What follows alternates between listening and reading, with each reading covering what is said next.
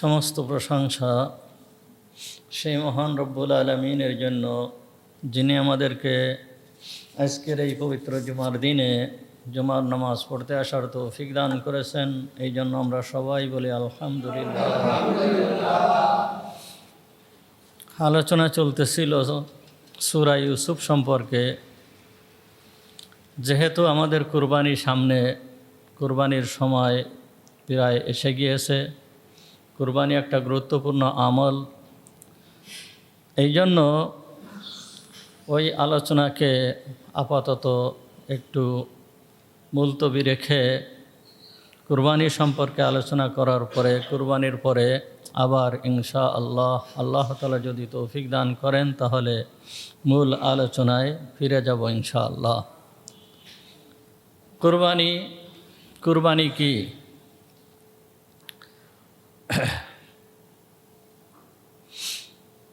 মুহাম্মদুর রাসূলুল্লাহ সাল্লাল্লাহু আলাইহি ওয়াসাল্লাম, হুজুর আকরাম সাল্লাল্লাহু আলাইহি ওয়াসাল্লামকে সাহাবায়ে কেরাম রিদওয়ানুল্লাহি তাআলা আলাইহিমগণ জিজ্ঞাসা করেছিলেন, ক্বালু ইয়া রাসূলাল্লাহ মা হাযিহিল আযাহি। হুজুর সাল্লাল্লাহু আলাইহি ওয়াসাল্লামকে বললেন, হে আল্লাহর রসুল, মা হাযিহিল আযাহি, এই আযাহি অর্থাৎ কুরবানি কি?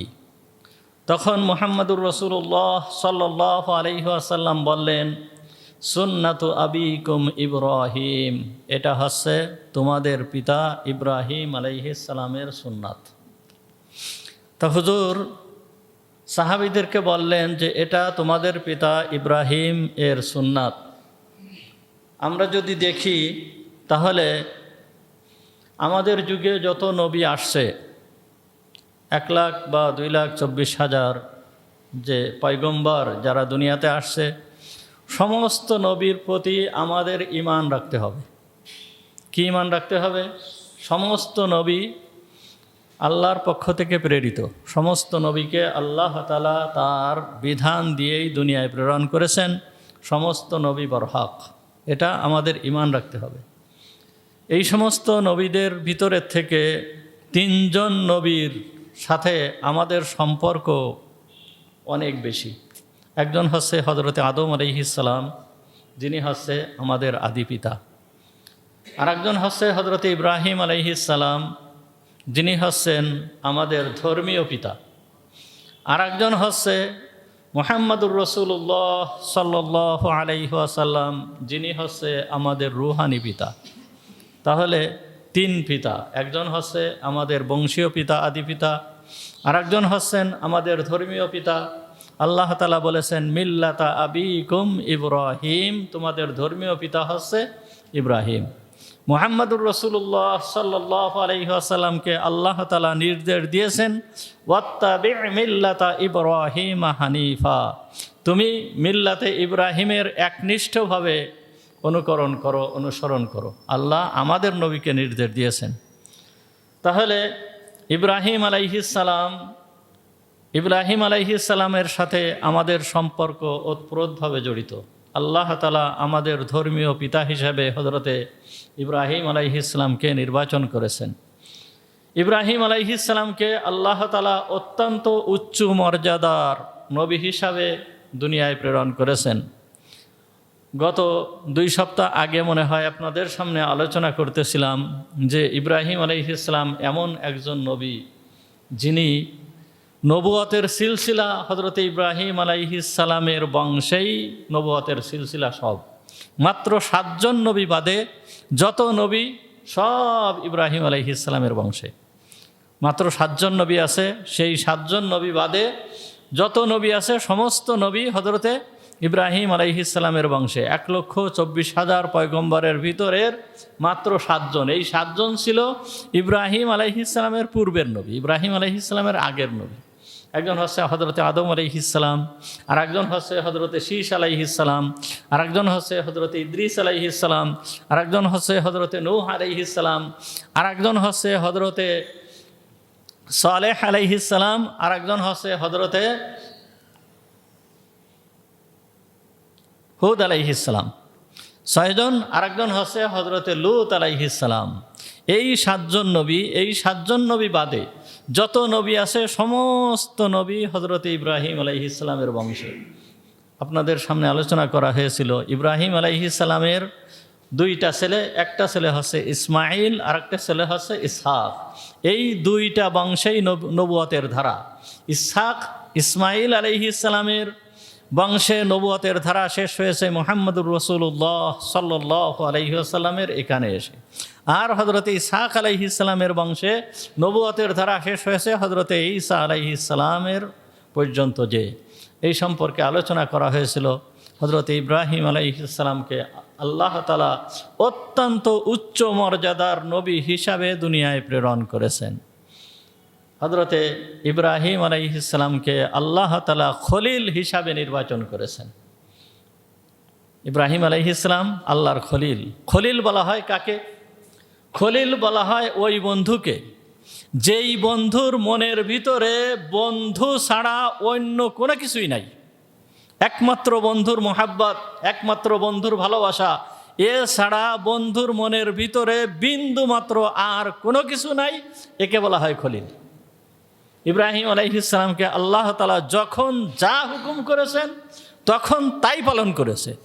কোনো দিকে তাকান নাই, নিজের জীবনের দিকে তাকান নাই, নিজের পরিবারের দিকে তাকান নাই, মায়ের দিকে তাকান নাই, বাপের দিকে তাকান নাই, সংসারের দিকে তাকান নাই, সমাজের দিকে তাকান নাই, দেশের দিকে তাকান নাই।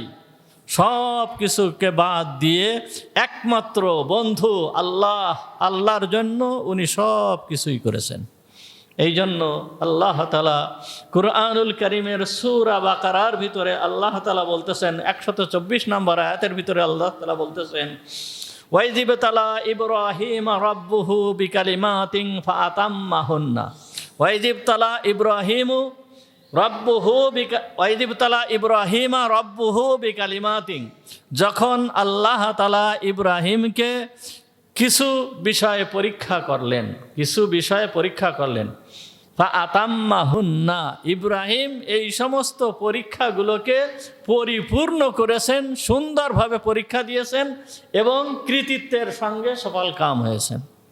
ওয়া ইব্রাহিম আল্লাযী ওয়াফা, আল্লাহ তাআলা বলতেছেন যে ইব্রাহিম এইগুলোকে সব পুরো করেছে। এই জন্যই তো খলিল হয়েছে। আল্লাহ যখন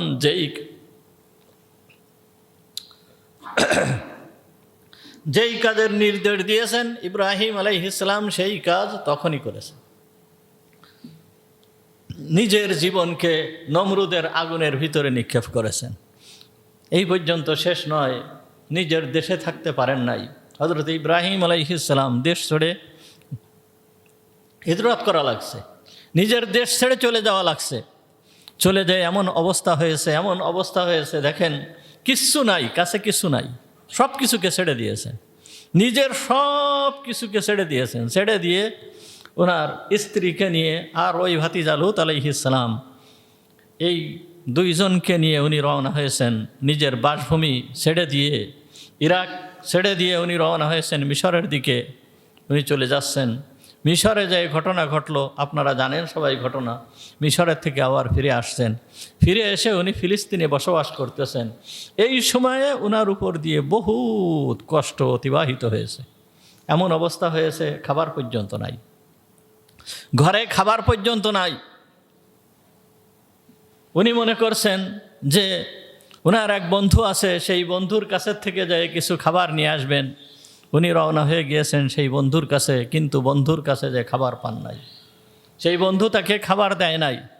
তো যখন উনি বাড়িতে ফিরে আসতেছিলেন, বাড়িতে ফিরে আসার সময় উনি মনে করতেছেন আমি এখন বাড়িতে ফিরে যাব খালি হাতে। আমার পরিবারের লোকেরা অর্থাৎ স্ত্রী আছে, এরা কি খাবে, কি মনে করবে, এবং খালি হাতে আমি ফিরে যাচ্ছি, তখন তাদের মনের অবস্থা কি হবে।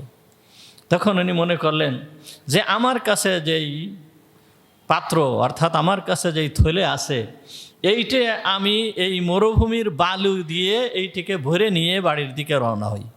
অন্তত যখন তারা দেখবে যে কিছু একটা নিয়ে আসতেছে, তখন তাদের মনের ভিতরে একটু সান্ত্বনা হবে যে না, আমার জন্য কিছু নিয়ে আসতেছে। উনি ওইটিকে বালু দ্বারা পূর্ণ করছেন। বালু দ্বারা পূর্ণ করে উনি রওনা হয়েছেন বাড়ির দিকে। বাড়ি পৌঁছাতে রাত হয়ে গিয়েছে। বাড়ি আসছেন, বাড়িতে এসে উনি ওইটিকে রেখে দিয়ে উনি ঘুমায় পড়ছেন, শুয়ে পড়ছেন। যখন শুয়ে পড়ছেন, শুয়ে পড়ার পরে স্ত্রী জাগ্রত হয়েছে, ঘুম থেকে উঠছে, ঘুম থেকে উঠে ওই ব্যাগের কাছে গিয়েছে, ব্যাগের কাছে যেয়ে দেখে ব্যাগ ভর্তি আটা। উনি ভরেছেন কি? বালু। কিন্তু স্ত্রী যায় দেখে ব্যাগ ভর্তি আটা। তখন ওনার স্ত্রী ওইখান থেকে আটা নিয়ে রুটি তৈরি করেছে।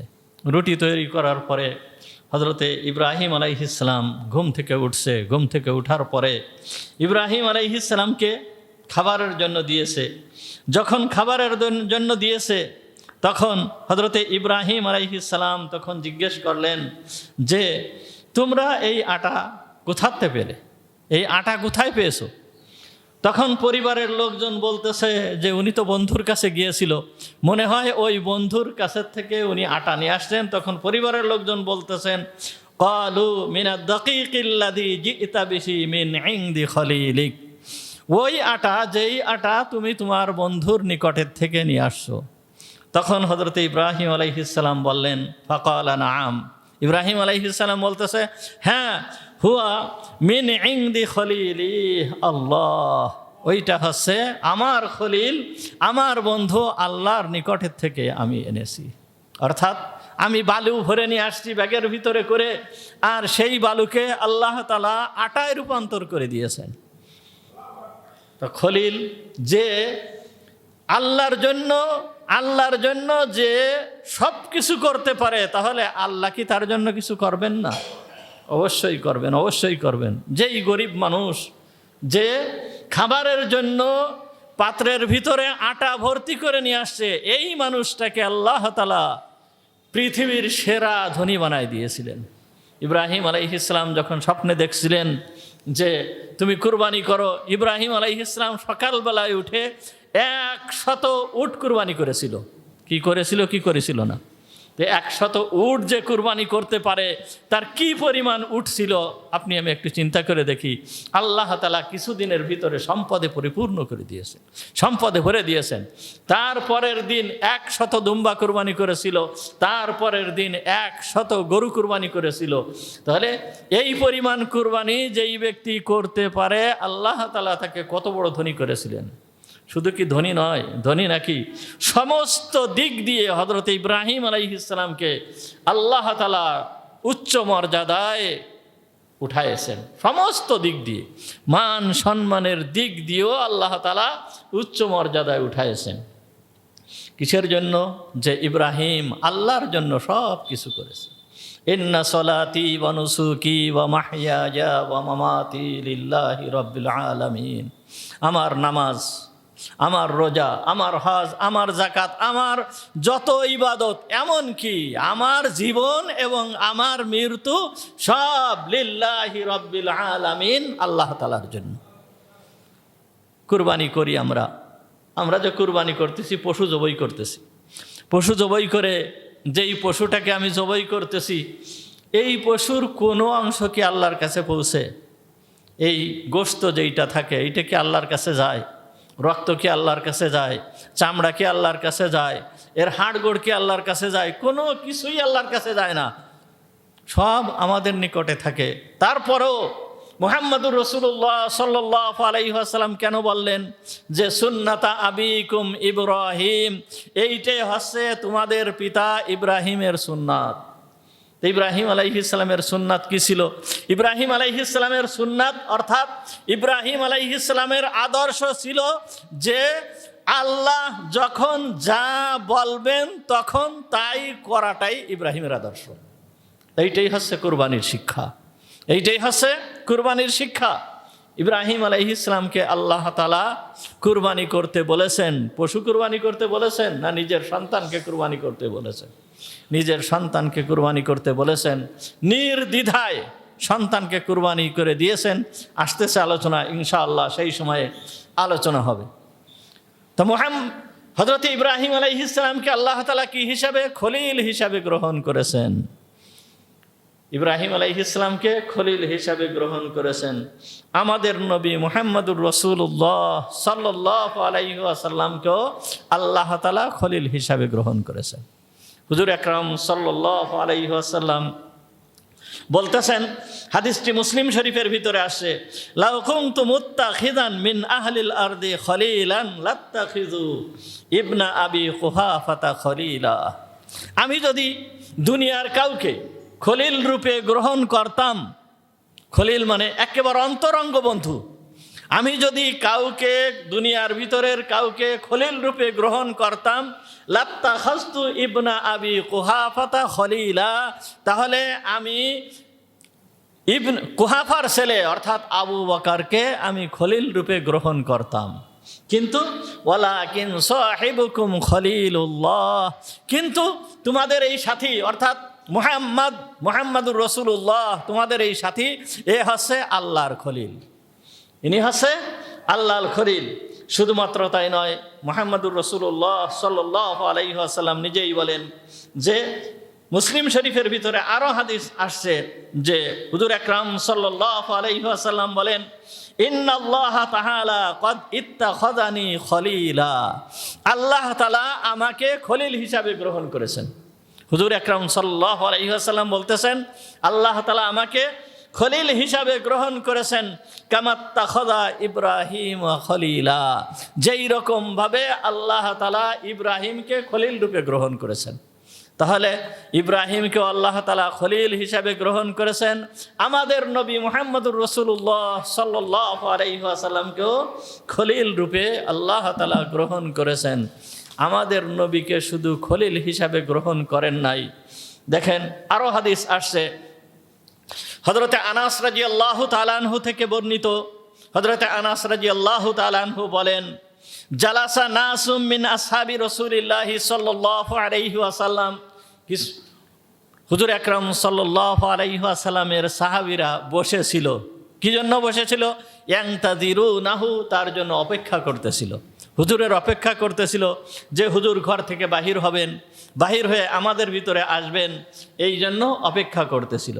ফা খরাজা, অতঃপর হুজুর আকরাম সাল্লাল্লাহু আলাইহি ওয়াসাল্লাম ঘর থেকে বের হলেন, বের হয়ে হাত্তা ইযা দানা মিনহুম, তাদের নিকটে আসলেন। যখন নিকটে আসলেন তখন উনি শুনতে পারলেন, সামিআহুম ইয়াতাযাকারুন, তখন শুনতে পারলেন মুহাম্মাদুর রাসূলুল্লাহ সাল্লাল্লাহু আলাইহি ওয়াসাল্লাম শুনলেন, ফা সামিআ হাদিসাহুম, হুজুর তাদের কথাবার্তা, আস্তে আস্তে সাহাবীরা একে অন্যের সাথে কথাবার্তা বলতেছে, এইটা শুনতে পারলেন। কি কথাবার্তা বলতেছে? ইদা বা'দুহুম ইয়াকুলুন, তখন তাদের ভিতরের থেকে কেহ কেহ বলতেছে, আজাবুন ইন্নাল্লাহা ইত্তাখাযা মিন খালকিহি খলিলা, আশ্চর্যের ব্যাপার, আশ্চর্য কথা, আল্লাহ তাআলা তার মাখলুকের ভিতরের থেকে একজনকে খলিল রূপে গ্রহণ করেছে। সাহাবীরা বলা বলি করতেছে যে আশ্চর্য ব্যাপার, আল্লাহ যিনি স্রষ্টা, তিনি সমস্ত কিছুকে সৃষ্টি করেছেন, আর সেই স্রষ্টা তার মাখলুক যা তিনি সৃষ্টি করেছেন, মানুষ মাখলুক, এদের ভিতরের থেকে একজনকে খলিল রূপে গ্রহণ করেছেন। ফা ইব্রাহিম খলিলু, ইব্রাহিমকে আল্লাহ তাআলা খলিল রূপে গ্রহণ করেছেন। এরপরে আর একজন বলতেছেন যে মূসাকে আল্লাহ তাআলা কালিমুল্লাহ রূপে গ্রহণ করেছেন। আর একজন বলতেছে ঈসাকে কালিমাতুল্লাহ ওয়া রূহুল্লাহ হিসাবে গ্রহণ করেছেন। আর একজন বলতেছে আদম আলাইহিস সালামকে সফিউল্লাহ হিসাবে গ্রহণ করেছেন। এ কথা বলার দ্বারা উদ্দেশ্য ছিল তাদের যে আল্লাহ তাআলা হযরত ইব্রাহিম আলাইহিস সালামকে খলিল রূপে গ্রহণ করেছেন, মূসাকে কালিমুল্লাহ হিসাবে গ্রহণ করেছেন, হযরত ঈসাকে রূহুল্লাহ রূপে গ্রহণ করেছেন, আদম আলাইহিস সালামকে সফিউল্লাহ হিসাবে গ্রহণ করেছেন। আমাদের নবী মুহাম্মদুর রাসূলুল্লাহ সাল্লাল্লাহু আলাইহি ওয়াসাল্লামকে কি হিসাবে গ্রহণ করেছেন? কেমন যেন তারা এইটা জানার জন্য আগ্রহী ছিল। মুহাম্মদুর রাসূলুল্লাহ সাল্লাল্লাহু আলাইহি ওয়াসাল্লাম বের হয়ে আসলেন। বের হয়ে এসে উনি বলতেছেন, হুজুর আকরাম সাল্লাল্লাহু আলাইহি ওয়াসাল্লাম বের হয়ে বলতেছেন, সামি'তু কালামাকুম, আমি তোমাদের কথা আমি শুনেছি। তোমরা একে অন্যে যেই সমস্ত কথাবার্তা বলতেছিলে এই কথা আমি শুনেছি।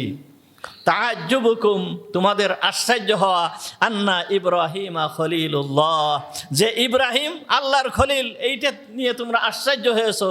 হুয়া কাযালিক, এটা সঠিক, ইব্রাহিম আল্লাহর খলিল।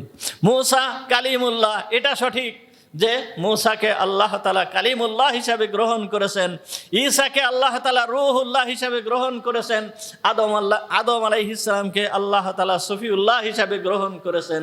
এগুলো সঠিক, এগুলো সঠিক। কিন্তু ওয়ালাকিন আলা ইন্নী হাবিবুল্লাহ, আলা তোমরা শুনে নাও, ইন্নী হাবিবুল্লাহ, আমি হচ্ছে হাবিবুল্লাহ, আমি হচ্ছে আল্লাহর হাবিব। অর্থাৎ ইব্রাহিম খলিলুল্লাহ, মূসা কালিমুল্লাহ, ঈসা রূহুল্লাহ, আদম সফিউল্লাহ, আর আমি হচ্ছে হাবিবুল্লাহ, আমি আল্লাহর হাবিব। হাবিবুল্লাহ আর খলিলুল্লাহর ভিতরে পার্থক্য কি? খলিল আল্লাহর দরবারে যা চায় আল্লাহ তাই দিয়ে দেন। খলিল আল্লাহর দরবারে যা চায় আল্লাহ তাআলা তাই দিয়ে দেন। ইব্রাহিম আলাইহিস সালামের সন্তানের জন্য দোয়া করলো, রব্বি হাবলি মিনাস সালিহিন, হে আল্লাহ আমাকে পুত্র সন্তান দান করো। আল্লাহ তাআলা ইব্রাহিমকে পুত্র সন্তান তো পুত্র সন্তান, নেককার পুত্র সন্তান তো নেককার পুত্র সন্তান, যেই পুত্র সন্তান দান করেছে সেই পুত্র সন্তানের আওলাদের ভিতরে সমস্ত নবী। কিভাবে আল্লাহ তাআলা খলিলের দোয়াকে কবুল করেছেন, কিভাবে দোয়াকে কবুল করেছেন? আল্লাহ তাআলা ইসমাইল আলাইহিস সালামকে দান করেছেন। ইসমাইল আলাইহিস সালামের বংশে আমাদের নবী মুহাম্মদুর রাসূলুল্লাহ। আল্লাহ তাআলা ইসহাক আলাইহিস সালামকে দান করেছেন। ইসহাক আলাইহিস সালামের বংশে সমস্ত নবী। তাহলে আল্লাহ তাআলা খলিলকে কেমন দেওয়া দিয়েছেন, কেমন দেওয়া দিয়েছেন? উনি বললেন একটা সন্তান দান করো, আল্লাহ তাআলা এইভাবে দান করলেন। কিন্তু হাবিব কাকে বলে? হাবিব, হাবিবের বলা লাগে না কোনো কিছু, বলার আগেই আল্লাহ তাআলা দিয়ে দেন, বলার আগেই, চাওয়ার আগেই আল্লাহ তাআলা দিয়ে দেন, একে বলা হয় হাবিব। হযরতে মূসা আলাইহিস সালাম আল্লাহর দরবারে দরখাস্ত করতেছেন, রব্বি ইশরাহলি সাদরি ওয়া ইয়াসসিরলি আমরি, রব্বি ইশরাহলি, হে আমার রব তুমি আমার সিনাকে প্রশস্ত করে দাও, ওয়া ইয়াসসিরলি আমরি, আর আমার এই দায়িত্বকে তুমি সহজ করে দাও। আল্লাহর দরবারে মূসা আলাইহিস সালাম দোয়া করতেছেন। আর মুহাম্মদুর রাসূলুল্লাহ সাল্লাল্লাহু আলাইহি ওয়াসাল্লামের বেলায় আল্লাহ তাআলা বলতেছেন, আলাম নাশরাহ লাকা সাদরাক, হে নবী আমি কি তোমার বক্ষকে প্রশস্ত করে দেয় নাই? ওয়াদানা আনকা বিজরাক, আর তোমার দায়িত্বকে আমি কি হালকা করে দেয় নাই? তাহলে এই হচ্ছে হাবিবুল্লাহ আর খলিলুল্লাহ, এর ভিতরে পার্থক্য। শুধুমাত্র তাই নয়, মুহাম্মদুর রাসূলুল্লাহ সাল্লাল্লাহু আলাইহি ওয়াসাল্লাম কি বললেন? ইন্নী হাবিবুল্লাহ, আমি হচ্ছে কি আল্লাহর হাবিব, ওয়ালা ফখর, কিন্তু আমার এই বিষয়ে কোনো গর্ব নাই, এটা আল্লাহ আমাকে বানাইছেন, এটা আল্লাহ আমাকে বানাইছেন, আমার এই বিষয়ে কোনো গর্ব নাই। ওয়া আনা আউয়ালু শাফিঈন ওয়া আউয়ালু মুশাফফাঈন, ওয়া আনা আউয়ালু শাফিঈন, আমি প্রথম সুপারিশকারী, কিয়ামতের ময়দানে সর্বপ্রথম সুপারিশকারী হব আমি। কোনো নবী সুপারিশ করার সাহস পাবে না, আমি হচ্ছে সর্বপ্রথম সুপারিশকারী। ওয়া আনা আউয়ালু মুশাফফাঈন, আর আমি হচ্ছে ওই ব্যক্তি যেই ব্যক্তির সুপারিশকে আল্লাহ তাআলা সর্বপ্রথম কবুল করবেন, সর্বপ্রথম গ্রহণ করবেন। ওয়ালা ফখর, মুহাম্মদুর রাসূলুল্লাহ সাল্লাল্লাহু আলাইহি ওয়াসাল্লাম বলতেছেন, এই বিষয়ে আমার কোনো গর্ব নাই, এটা আল্লাহ আমাকে বানাইছেন। আরো বলতেছেন, আনা আউয়ালু মান ইউহাররিকু হালকাতাল জান্নাহ, আমি ওই ব্যক্তি যেই ব্যক্তি সর্বপ্রথম জান্নাতের কড়া নাড়াবে। সর্বপ্রথম আমি ওই ব্যক্তি যেই ব্যক্তি একেবারে সর্বপ্রথম আদম আলাইহিস সালাম থেকে নিয়ে একেবারে কিয়ামত পর্যন্ত যত মানুষ আসছে, যত নবী আসছে, এদের ভিতরে সর্বপ্রথম জান্নাতের কড়া নাড়াবো আমি। ফায়াফতাহুল্লাহু ওয়ায়ুদখিলান্নানিহা, অতঃপর আমি কড়া নাড়ানোর সঙ্গে সঙ্গে আল্লাহ তাআলা জান্নাতের দরজাকে খুলে দেবেন এবং আমাকে জান্নাতে প্রবেশ করাবেন। তাহলে মুহাম্মদুর রাসূলুল্লাহ সাল্লাল্লাহু আলাইহি ওয়াসাল্লাম সর্বপ্রথম জান্নাতে প্রবেশ করবেন। ওয়া মাইয়া ফুকারাউল মুমিনিন, আমি যখন জান্নাতে প্রবেশ করব আমার সঙ্গে মুমিনদের দরিদ্র জামাত আমার সঙ্গে জান্নাতে প্রবেশ করবে। কত কত সুন্দর কথা! যে অনেকে সবাই ধনীদের নিয়ে, অনেক সময় ধনীদের নিয়ে ফিকির করে, কিন্তু মুহাম্মদুর রাসূলুল্লাহ সাল্লাল্লাহু আলাইহি ওয়াসাল্লাম বলেন আমার সাথে গরিব লোকেদের জামাত আমার সাথে জান্নাতে প্রবেশ করবে। ওয়ালা ফখর, এই বিষয়ে আমার কোনো কি নাই, ফখর নেই, আমার কোনো গর্ব নেই, এটা আল্লাহ আমাকে এই নিয়ামত দান। খলিল কাকে বলা হয়? যে আল্লাহর জন্য সমস্ত কিছু বিসর্জন দিতে প্রস্তুত। মুহাম্মদুর রাসূলুল্লাহ ইব্রাহিম আলাইহিস সালামের জীবনের দিকে যদি তাকায় দেখি, মুহাম্মদুর রাসূলুল্লাহ সাল্লাল্লাহু আলাইহি ওয়াসাল্লামের জীবনের দিকে যদি তাকায় দেখি, দেখেন আল্লাহর জন্য সমস্ত কিছু দিয়ে দিয়েছে, সব কিছুই আল্লাহর জন্য দিয়ে দিয়েছে, সব কিছু, যত যা কিছু সব আল্লাহর জন্য দিতে দিতে এমন পর্যায়ে মুহাম্মদুর রাসূলুল্লাহ সাল্লাল্লাহু আলাইহি ওয়াসাল্লাম হয়ে গিয়েছেন।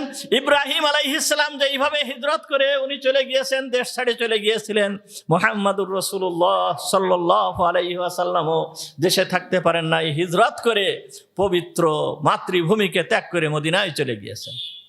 মদিনায় চলে যায় কুরবানি, যেহেতু হুজুরের জীবনের ভিতরের বহু শিক্ষা রয়েছে, হযরত ইব্রাহিম আলাইহিস সালামের জীবনের ভিতরে বহু শিক্ষা রয়েছে। আল্লাহ তাআলা পরিষ্কার কুরআনুল কারীমের ভিতরে আমাদেরকে বলে দিচ্ছেন যে লাকাদ কানা লাকুম ফি ইব্রাহিমা উসওয়াতুন হাসানা, যে ইব্রাহিমের জীবনের ভিতরে রয়েছে তোমাদের উত্তম আদর্শ। মুহাম্মদুর রাসূলুল্লাহ সাল্লাল্লাহু আলাইহি ওয়াসাল্লামের জীবনের ভিতরে রয়েছে তোমাদের উত্তম আদর্শ। কোন দিক আপনি বিবেচনা করবেন? প্রত্যেকটা দিক এমন যে প্রত্যেকটা দিক উম্মতের জন্য পালনীয়। মুহাম্মদুর রাসূলুল্লাহ সাল্লাল্লাহু আলাইহি ওয়াসাল্লাম যেহেতু আমাদের সামনে কুরবানির সময় অর্থ সম্পদ সবকিছু, কুরবানির সময় অর্থ সম্পদ ব্যয় করা লাগে, আমরা এইগুলোকে ব্যয় করতে চাই না, কৃপণতা করি। কিন্তু দেখেন মুহাম্মদুর রাসূলুল্লাহ সাল্লাল্লাহু আলাইহি ওয়াসাল্লামের চরিত্র কেমন ছিল, তিনি কিভাবে ওয়াকাতরে সমস্ত কিছুকে বিলীন করেছেন, সমস্ত কিছুকে বিলিয়ে দিয়েছেন। মুসলিম শরীফের ভিতরে আসছে হাদিসটি হযরতে আনাস রাদিয়াল্লাহু তাআলা আনহু থেকে বর্ণিত, আন্না রাজুলান সাআলান নবিয়্য সাল্লাল্লাহু আলাইহি ওয়াসাল্লাম,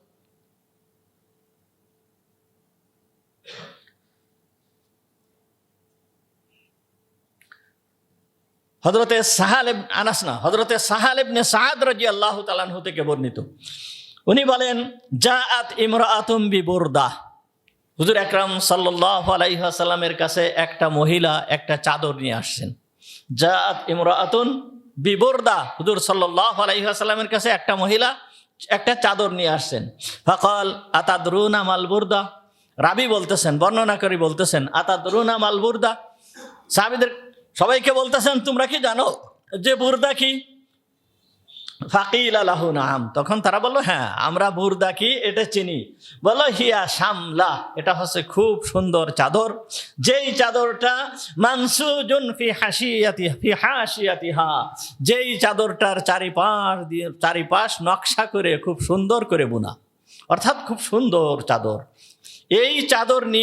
এই চাদরটা নিয়ে ওই মহিলা মুহাম্মদুর রাসূলুল্লাহ সাল্লাল্লাহু আলাইহি ওয়াসাল্লামের কাছে আসলেন।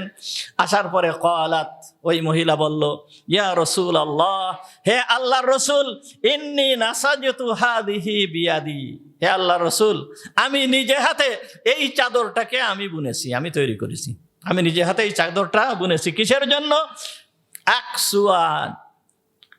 আকসুয়াহা, এই চাদরটা আপনাকে আমি পরিধান করাবো, অর্থাৎ এই চাদরটা আমি বুনেছি যে আপনি এইটা পরিধান করবেন, এই জন্য এই চাদরটা আমি নিজে হাতে খুব সুন্দর করে বুনেছি। তখন মুহাম্মদুর রাসূলুল্লাহ সাল্লাল্লাহু আলাইহি ওয়াসাল্লামের নিয়ম ছিল যে কোনো ধরনের হাদিয়া আনুক না কেন, সেই যতই কম দরজার হাদিয়া হোক, নিম্ন পর্যায়ের হাদিয়া হোক, হুজুর সাল্লাল্লাহু আলাইহি ওয়াসাল্লাম ওইটাকে অত্যন্ত সন্তুষ্টি চিত্তে ওইটাকে গ্রহণ করতেন। তখন হুজুর কি করলেন? ফাআখাযাহান নবিয়্যু সাল্লাল্লাহু আলাইহি ওয়াসাল্লাম মুহতাজান ইলাইহা, হুজুর আকরাম সাল্লাল্লাহু আলাইহি ওয়াসাল্লাম ওইটাকে এমন ভাবে গ্রহণ করলেন, মুহতাদান ইলাইহা, কেমন যেন ওই চাদরটা ওনার দরকার, কেমন যেন চাদরটা ওনার প্রয়োজন। হুজুর হয়তোবা হুজুর বলতেছেন, হ্যাঁ খুব সুন্দর চাদর হয়েছে, তুমি নিয়ে আসছো, আমার আসলে এটা প্রয়োজন ছিল, আমি মনে করতেছিলাম এইরকম একটা চাদরের আমার দরকার, এই রকম ধরনের কথা ওই মহিলাকে হুজুর আকরাম সাল্লাল্লাহু আলাইহি ওয়াসাল্লাম বললেন। ফাখরাজা ইলাইনা, অতঃপর মুহাম্মদুর রাসূলুল্লাহ সাল্লাল্লাহু আলাইহি ওয়াসাল্লাম মজলিস থেকে চলে গেলেন। চলে যাওয়ার পরে হুজুর সাল্লাল্লাহু আলাইহি ওয়াসাল্লাম আবার ওই মজলিসে আসলেন। ওয়া ইন্নাহা ইসারা, আর এই চাদরটা হুজুর সাল্লাল্লাহু আলাইহি ওয়াসাল্লাম পরিধান করে আসছেন। হুজুর ওই চাদরটা পরে আসছেন। যখন পরে আসার পরে ফাকালা রাজুলুম মিনাল কওম, ওই সাহাবীদের ভিতরের থেকে একজন ব্যক্তি তখন হুজুর আকরাম সাল্লাল্লাহু আলাইহি ওয়াসাল্লামকে বলতেছেন, ইয়া রাসূলুল্লাহ, হে আল্লাহর রাসূল, উকসুনিহা, হে আল্লাহ রাসূল আপনি ওইটাকে আমাকে দিয়ে দেন, হে আল্লাহ রাসূল আপনি ওইটাকে আমাকে দিয়ে দেন। দেখেন কেবলমাত্র চাদরটা এনে হুজুর সাল্লাল্লাহু আলাইহি ওয়াসাল্লামকে দিয়েছে, দেওয়ার পরে একজন সাহাবী ওই চাদরটা আবার চেয়ে বসছে, হুজুর ওই চাদরটা আপনি আমাকে দিয়ে দেন। ফাকালা নাম, হুজুর বললেন যে হ্যাঁ আমি তোমাকে দিয়ে দেব। বললেন যে হ্যাঁ আমি তোমাকে দিয়ে দিব, অর্থাৎ একটু অপেক্ষা করো। ফাজালাসান নবী সাল্লাল্লাহু আলাইহি ওয়াসাল্লাম, অতঃপর হুজুর আকরাম সাল্লাল্লাহু আলাইহি ওয়াসাল্লাম কিছু সময় বসে থাকলেন। বসে থাকার পরে এরপরে উনি উঠে গেলেন। উঠে যাওয়ার পরে সুম্মা রাজাহা, ফিরে গেলেন। ফাতাওয়াহা, ওই চাদরটাকে খুলে ভাঁজ করলেন। ভাঁজ করে সুম্মা আরসালা বিহা ইলাই, এরপরে ওই চাদরটাকে ওই সাহাবীর নিকটে হুজুর পাঠিয়ে দিলেন। যখন ওই চাদরটাকে হুজুর পাঠিয়ে দিয়েছেন, ফাকাল আলাহুল কওম, ওই যেই সমস্ত সাহাবীরা ওই সময় বসা ছিল তখন ওই সাহাবীকে তিরস্কার করা শুরু করেছে যে হুজুর আকরাম সাল্লাল্লাহু আলাইহি ওয়াসাল্লামকে এত সুন্দর একটা চাদর এই মহিলা এনে দিয়েছে, দেওয়ার পরে হুজুর আকরাম সাল্লাল্লাহু আলাইহি ওয়াসাল্লাম ওই চাদরটা পরিধান করে আমাদের ভিতরে আসছে, আর তুমি ওই চাদরটা হুজুরের কাছে চেয়ে বসলে, একই কাজ করলে। এইরকম ভাবে তিরস্কার করা শুরু করে দিয়েছে। ফাকাল আলাহুল কওম, গোত্রের লোকেরা, ওই সমস্ত লোকেরা তাকে বলল, মা আহসানতা, তুমি ভালো কাজ করো নাই, মা আহসানতা, তুমি কি করো নাই, ভালো কাজ করো নাই।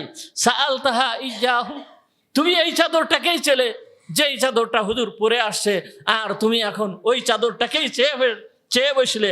লাকাদ আলিমতা আন্নাহু লা ইয়ারুদ্দু সাইলা, হে সাহাবী তুমি কি জানো না হুজুরের কাছে যা চাওয়া হয় হুজুর কখনো কাউকে ফেরত দেন না। হে সাহাবী তুমি কি জানো না, লা ইয়ারুদ্দু সাইলা, হুজুর কোন জিনিস যে কেউ যা চেয়েছে হুজুর তাকে তাই দিয়ে দিয়েছে, সে কখনো কাউকে ফেরত দেন না, এটা কি তুমি জানো না? মুহাম্মদুর রাসূলুল্লাহ সাল্লাল্লাহু আলাইহি ওয়াসাল্লামের চরিত্র ছিল যখন যে যা চাতো তখন তাকে তাই দিয়ে দিত। দেখেন মুহাম্মদুর রাসূলুল্লাহ সাল্লাল্লাহু আলাইহি ওয়াসাল্লাম কেমন ছিল, এটাও মুসলিম শরীফের ভিতরে আসছে। আন আনাস রাদিয়াল্লাহু তাআলা আনহু, হযরত আনাস রাদিয়াল্লাহু তাআলা আনহু বলেন, আন্না রাজুলান সাআলান নবিয়্য সাল্লাল্লাহু আলাইহি ওয়াসাল্লাম গনামান বাইনা জাবালাইন, হুজুর আকরাম সাল্লাল্লাহু আলাইহি ওয়াসাল্লামের কাছে, মুসলিম শরীফের হাদিস, মুসলিম শরীফের ভিতরে বর্ণনা আসছে যে হুজুর সাল্লাল্লাহু আলাইহি ওয়াসাল্লামকে, হুজুর সাল্লাল্লাহু আলাইহি ওয়াসাল্লামের কাছে এক ব্যক্তি চেয়েছে গনামান বাইনাল জাবালাইন, দুই পাহাড়ের মধ্যবর্তী স্থানে রয়েছে ছাগলের পাল, বকরির পাল রয়েছে, দুই পাহাড়ের মধ্যবর্তী স্থান ভরা বকরির পাল। এই বকরির পাল মুহাম্মদুর রাসূলুল্লাহ সাল্লাল্লাহু আলাইহি ওয়াসাল্লামের কাছে চেয়েছে।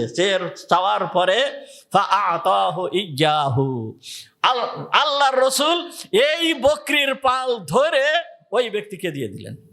অন্য বর্ণনায় আসছে যে এত পরিমাণ ছাগল ছিল, ওই ছাগলকে যদি একটার পরে একটা রাখা হতো তাহলে ওই পাহাড় সমান হয়ে যেতে, এত পরিমাণ বকরি ওই সাহাবীকে দিয়ে দিলেন। এটা হচ্ছে মুসলিম শরীফের বর্ণনা। এরপরে ওই ব্যক্তি ফাআতা কওমহু, কওমাহু, ওই ব্যক্তি নিজের গোত্রের কাছে আসছে, আসার পরে বলতেছে ফাকালা আই কওম, বলতেছে হে আমার গোত্রের লোকেরা, আসলিমু, তোমরা যাও, তাড়াতাড়ি যাও, মুহাম্মাদের কাছে যাই ইসলাম গ্রহণ করো। ফাওয়াল্লাহি, আল্লাহর কসম দিয়ে বলতেছি, ইন্না মুহাম্মাদান লা ইউতি আতাআন মা ইয়াখাফুল ফাকরা, যে মুহাম্মদ এই পরিমাণ দান করেন সে দরিদ্র হওয়ার ভয় করে না। তোমরা যাও তার কাছে যে ইসলাম গ্রহণ করো। অন্য বর্ণনায় আসছে মুহাম্মদুর রাসূলুল্লাহ সাল্লাল্লাহু আলাইহি ওয়াসাল্লাম যখন মক্কা বিজয় হয়ে গিয়েছে, মক্কা বিজয় করে ফেলছেন, হুজুর আকরাম সাল্লাল্লাহু আলাইহি ওয়াসাল্লাম তখন মুসলিম রাষ্ট্রের প্রেসিডেন্ট, মুসলিম রাষ্ট্র গঠন করে ফেলছেন এবং এমনই এক রাষ্ট্রের উনি ক্ষমতাসীন প্রেসিডেন্ট, যেই রাষ্ট্র অর্থাৎ এই জাজিরাতুল আরবকে সেই সময় দুইটা মহাপরাশক্তি ছিল, রোম এবং পারস্য, এই দুই পরাশক্তিও এদেরকে জয় করতে পারে নাই, আরবদেরকে জয় করতে পারে নাই। এই রকম ধরনের লোকেদের নিয়ে মুহাম্মদুর রাসূলুল্লাহ সাল্লাল্লাহু আলাইহি ওয়াসাল্লাম রাষ্ট্র গঠন করে ফেলছেন।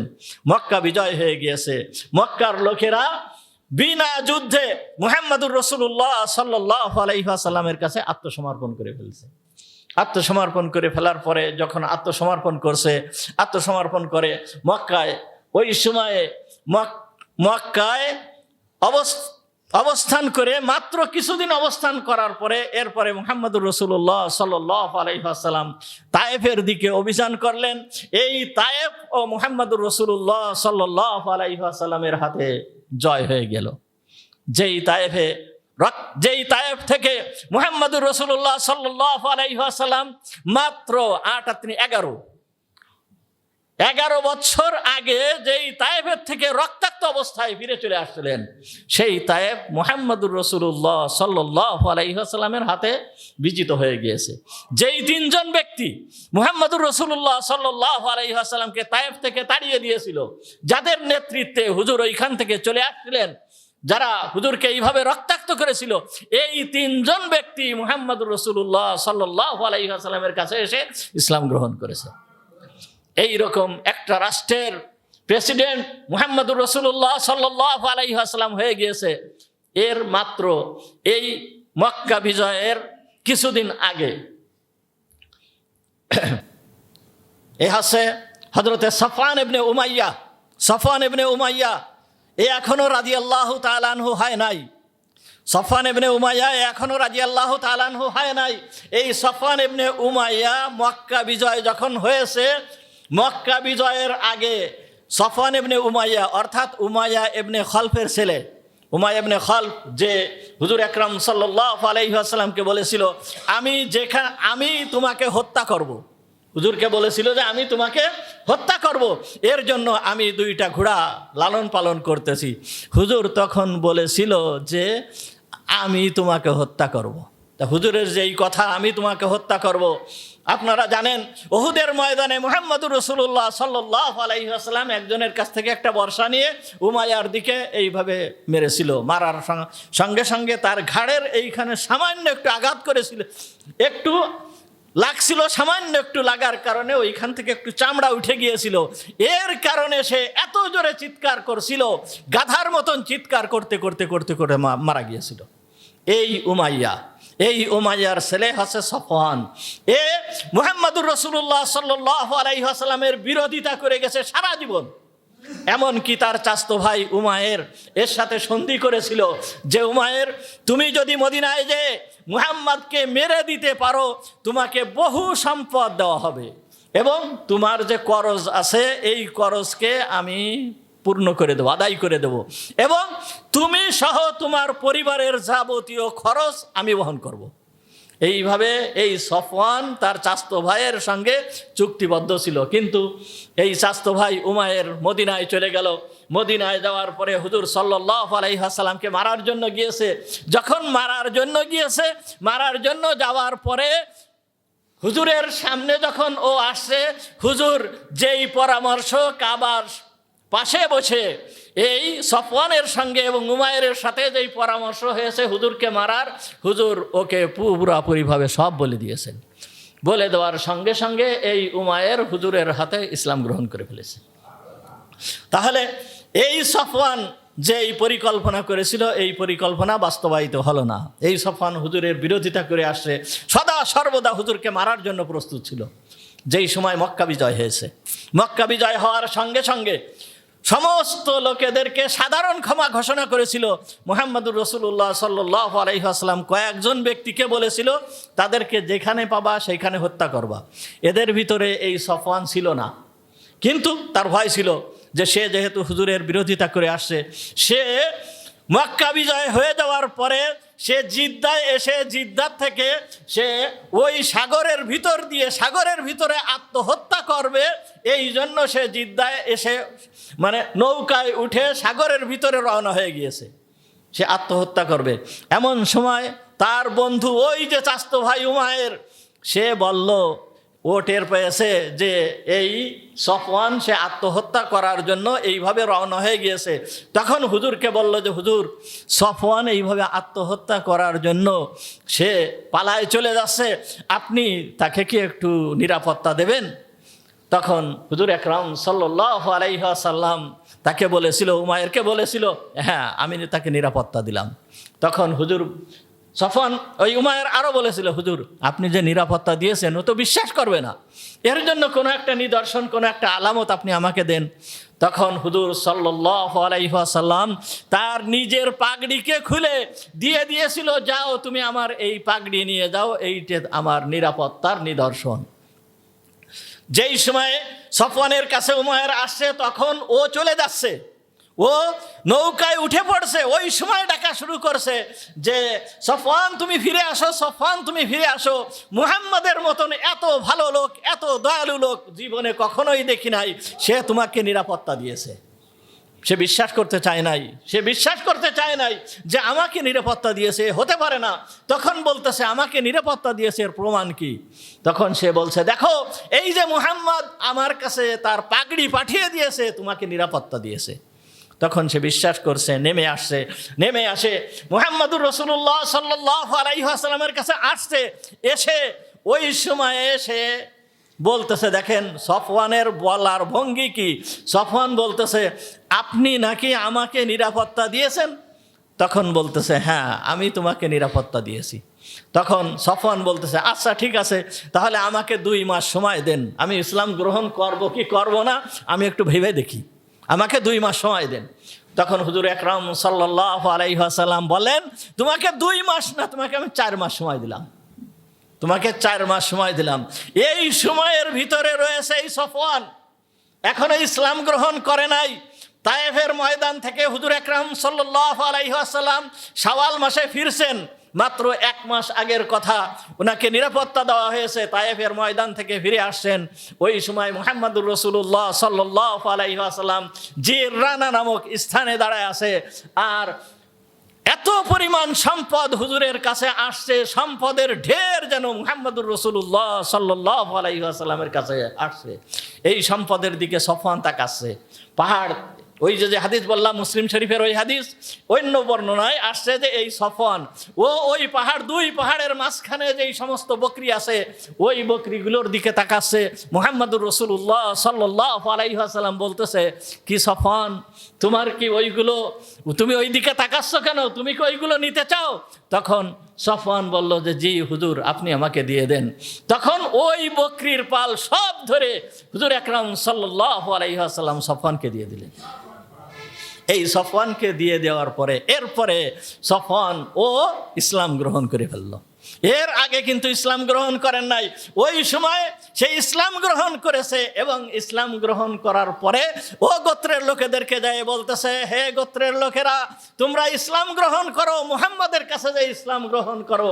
সে এমনভাবে দান করে সে দরিদ্র হয়ে যাওয়ার ভয় করে না। হুজুর আকরাম সাল্লাল্লাহু আলাইহি ওয়াসাল্লাম এইভাবে দান করেন। শুধু এইটা নয়, এইরকমভাবে দেখেন আবু সুফিয়ান যে মুহাম্মদুর রাসূলুল্লাহ সাল্লাল্লাহু আলাইহি ওয়াসাল্লামের বিরোধিতা করছে, এও এই মক্কা বিজয়ের সময় ইসলাম গ্রহণ করেছে। এর ইসলাম গ্রহণেরও বড় ইতিহাস এরপরে বলা যাবে। এ মাত্র মক্কা বিজয়ের সময় ইসলাম গ্রহণ করেছে। সারা জীবন হুজুরের বিরোধিতা করেছে। এর স্ত্রী হিন্দা মুহাম্মদুর রাসূলুল্লাহ সাল্লাল্লাহু আলাইহি ওয়াসাল্লামের চাচাকে নির্মমভাবে হত্যা করেছিল, হামজা রাদিয়াল্লাহু তাআলা আনহুকে। এই হিন্দার স্বামী হচ্ছে আবু সুফিয়ান। হিন্দার স্বামী আবু সুফিয়ান। এই আবু সুফিয়ান ওই জায়গায় দাঁড়িয়ে, ওই একই জায়গায় মাকামে জিররানায় ওইখানে দাঁড়িয়ে মুহাম্মদুর রাসূলুল্লাহ সাল্লাল্লাহু আলাইহি ওয়াসাল্লাম, এই মুসলিম রাষ্ট্রের প্রেসিডেন্ট, এই মুসলিম রাষ্ট্রের প্রেসিডেন্ট, বহুত সম্পদের ঢের তার হাতে আসছে। আবু সুফিয়ান ওইখানে দাঁড়িয়ে আছে। দাঁড়িয়ে এসে সম্পদ দেখতেছে, বহু পরিমাণ সম্পদ। এই সম্পদ দেখতেছে। ওয়াকাদ রাআ আবু সুফিয়ান কামা ইয়ারাল জামিউল গনায়েম। আবু সুফিয়ান দেখতেছে, বকরির দিকে তাকাচ্ছে আর দেখতেছে। দেখার পরে এত পরিমাণ সম্পদ, এত পরিমাণ সম্পদ, কোনো ব্যক্তি, কোনো আরব, লা ইয়াহলুমু বিহা আরাবুন, কোনো আরব এইটা স্বপ্নেও ভাবতে পারে না এই যে মুহাম্মাদের হাতে এত সম্পদ আসবে, এত পরিমাণ সম্পদ আসে। ক্বালা আবু সুফিয়ান, ওই সময় আবু সুফিয়ান বলতেছে ওয়া হুয়া ইয়ানজুরু ইলাল গনায়েম, সে ওই বকরির পালের দিকে তাকাচ্ছে আর বলতেছে ইয়া রাসূলুল্লাহ, হে আল্লাহর রাসূল, আসবাহতা আকসারা কুরাইশিন মালা, হে আল্লাহর রাসূল, আপনি তো কুরাইশদের ভিতরে সবথেকে বড় ধনী হয়ে গিয়েছেন। আপনি কুরাইশদের ভিতরে সব থেকে বড় ধনী হয়ে গিয়েছেন। যখন এ কথা বলছে, ফাতাবাসসামা সাল্লাল্লাহু আলাইহি ওয়াসাল্লাম, হুজুর আকরাম সাল্লাল্লাহু আলাইহি ওয়াসাল্লাম ওই সময় মিসকি হেসে দিয়েছেন। যখন মিসকি হেসে দিয়েছে, হেসে দেওয়ার পরে এই হেসে দেওয়াটাকে আবু সুফিয়ান একটা মানে সুবর্ণ সুযোগ হিসেবে গ্রহণ করছে। হেসে দেওয়ার পরে আবু সুফিয়ান বলতেছে কাল আতিনি ইয়া রাসূলুল্লাহ মিন হাযাল মাল, হে আল্লাহর রাসূল, এই মালের থেকে আমাকে কিছু দেন। আপনার কাছে যে সম্পদ আসছে এই সম্পদের থেকে আপনি আমাকে কিছু দেন। ফাকাল রাসূলুল্লাহ সাল্লাল্লাহু আলাইহি ওয়াসাল্লাম, মুহাম্মদুর রাসূলুল্লাহ সাল্লাল্লাহু আলাইহি ওয়াসাল্লাম তখন বলতেছেন, হুজুরের কি অর্থমন্ত্রী আজকে বেলাল। হুজুরের অর্থমন্ত্রী কে? হযরতে বিলাল রাদিয়াল্লাহু তাআলা আনহুর কাছে এই অর্থের সমস্ত ভান্ডার হযরতে বিলাল রাদিয়াল্লাহু তাআলা আনহুর কাছে রয়েছে। যেই বিলাল রাদিয়াল্লাহু তাআলা আনহুকে ওই সফওয়ানের পিতা উমাইয়া এ নির্মমভাবে ওই মরুভূমির ময়দানে তার বুকের উপরে পাথর চাপা দিয়ে দিয়ে শাস্তি দিয়েছে, পায়ে রশি বেঁধে টেনে নিয়ে বেড়াইছে। সেই সফওয়ানের পিতা উমাইয়া এইভাবে বিলাল রাদিয়াল্লাহু তাআলা আনহুকে শাস্তি দিয়েছে। সেই বিলাল হচ্ছে আজকে মুহাম্মদুর রাসূলুল্লাহ সাল্লাল্লাহু আলাইহি ওয়াসাল্লামের অর্থমন্ত্রীর দায়িত্ব পালন করতেছে। আবু সুফিয়ান যখন বলছে ইয়া রাসূলুল্লাহ আতিনি মিন হাযাল মাল, হে আল্লাহর রাসূল, আমাকে ওই মালের থেকে কিছু দেন। তখন মুহাম্মদুর রাসূলুল্লাহ সাল্লাল্লাহু আলাইহি ওয়াসাল্লাম বললেন, ইয়া বিলাল, হে বিলাল, জিনলি আবু সুফিয়ান 40 উকিয়াতাম মিন ফিজ্জা। হে আবু সুফিয়ান, হে বিলাল, তুমি আবু সুফিয়ানের জন্য 40 উকিয়া স্বর্ণ মেপে দিয়ে দাও। ওয়া আতুহু মিআতাম মিনাল ইবিল, এবং তাকে 100 উট দিয়ে দাও। কি কথা চিন্তা করতে পারছেন? আবু সুফিয়ানকে বিলাল রাদিয়াল্লাহু তাআলা আনহুকে নির্দেশ দিলেন 40 উকিয়া রৌপ্য তুমি তাকে দিয়ে দাও এবং 100 উট দিয়ে দাও। যখন 40 উকিয়া রূপা আবু সুফিয়ানকে দিয়ে দিল এবং 100 উট আবু সুফিয়ানকে দিয়ে দিল, তখন আবু সুফিয়ান কেমন জানো, সে ওই 8 বছর আগের পিছনে চলে গিয়েছে যে এই 100 উটের জন্য কি করেছিলাম।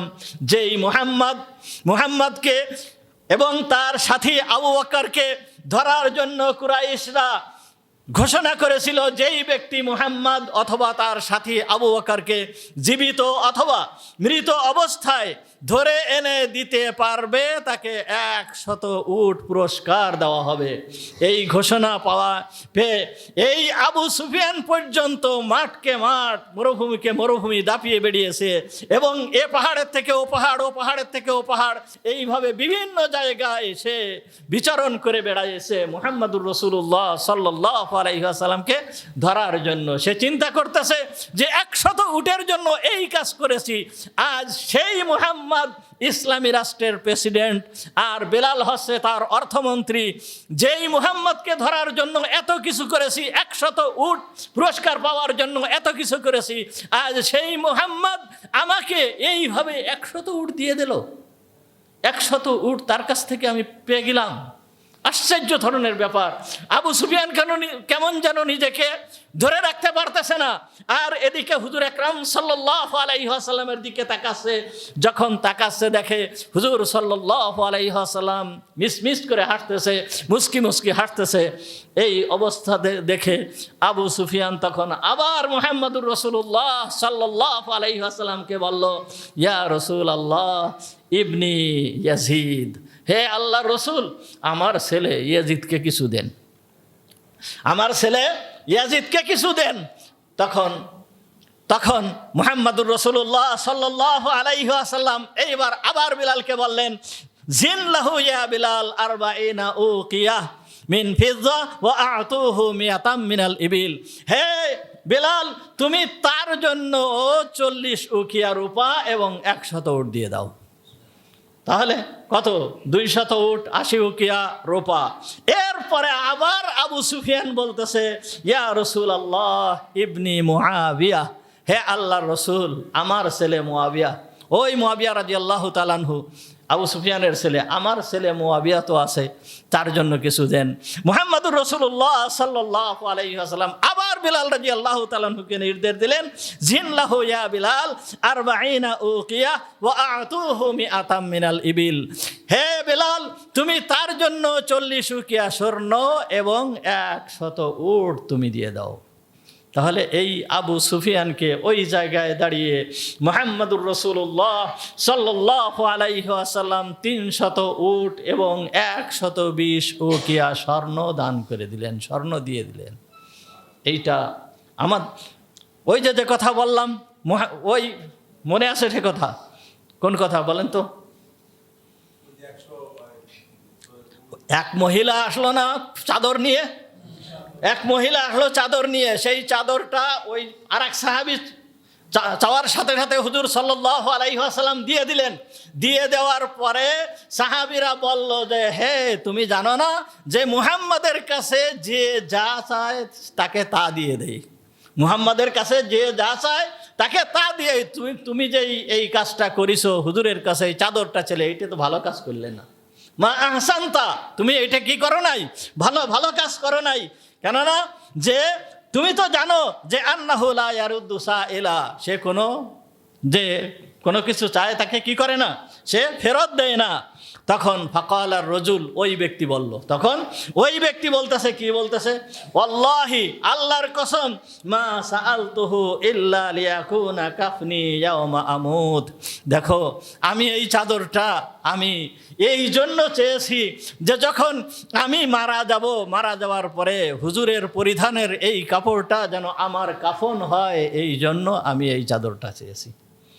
তখন এর পরবর্তীতে ওই সাহাবী মারা গিয়েছিল, মারা যাওয়ার পরে ওই চাদর দিয়েই ওই সাহাবীকে কাফন দেওয়া হয়েছিল। তো যে কথা বলতেছিলাম, মুহাম্মদুর রাসূলুল্লাহ সাল্লাল্লাহু আলাইহি ওয়াসাল্লাম আল্লাহর খলিল, আল্লাহর হাবিব। ইব্রাহিম আলাইহিস সালাম আল্লাহর খলিল এবং হাবিব। ওদেরকে বলা হয় যারা আল্লাহ যখন যা কিছু বলে তখন তাই করার জন্যই প্রস্তুত। আর কুরবানি হচ্ছে মুহাম্মদুর রাসূলুল্লাহ বলেন, সুন্নাতা আবিকুম ইব্রাহিম, এটা হচ্ছে ইব্রাহিমের সুন্নাত, ইব্রাহিমের আদর্শ। সুতরাং কুরবানি আমাদের সামনে প্রত্যেকেরই আল্লাহ যখন কুরবানির কথা বলেছে, প্রত্যেকেরই সন্তুষ্ট চিত্তে, একেবারে সন্তুষ্ট মনে, কোনো চুচিরা না করে কুরবানি দেওয়া উচিত। যদি কুরবানি দেই তাহলে কি হবে? ইব্রাহিম আলাইহিস সালামকে আল্লাহ যেইভাবে পুরস্কৃত করেছেন, ওইভাবেই আল্লাহ তাআলা আপনাকে আমাকে পুরস্কৃত করবেন। আল্লাহ পরিষ্কার কোরআনে ওই ঘটনার পরেই বলতেছেন, ওয়া কাযালিকা নাজসিল মুহসিনিন, এইভাবে আমি মুহসিন যারা আছে, এই এইভাবে যারা সৎ কাজ করবে এদেরকে আমি এইভাবেই পুরস্কৃত করে থাকি। ওয়া আখিরু দাওয়ানা আলহামদুলিল্লাহি রাব্বিল আলামিন।